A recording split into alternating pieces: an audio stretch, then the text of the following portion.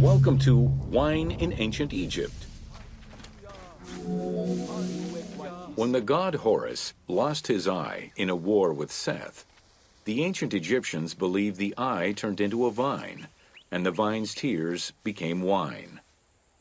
Early texts, dating back to 3150 BCE, contain the hieroglyph for vine.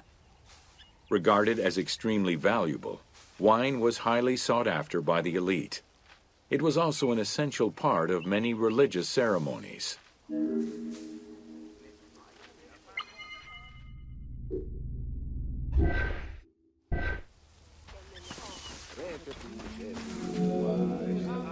A millennia-old tradition, grape cultivation and wine production was regimented in the way typical of ancient Egyptian bureaucracy.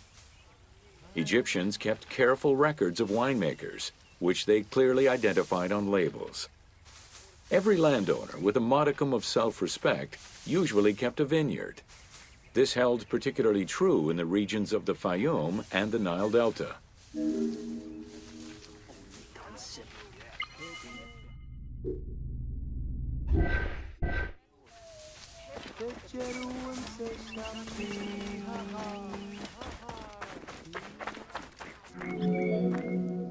Documentation shows that only certain craftsfolk were allowed to provide the containers required to store and transport wine.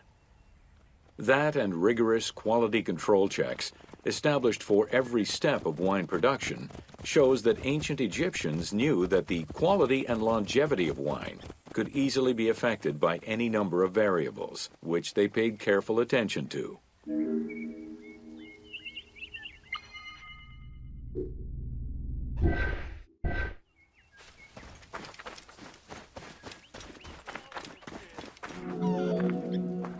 Egyptians had different kinds of wines, most of which ranged in quality from good to very good.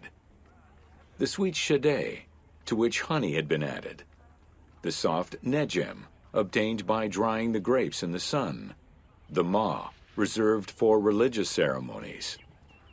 And finally there was the peor, the mediocre rated wine, resulting from the second pressing of grapes and reserved for a less discerning palate.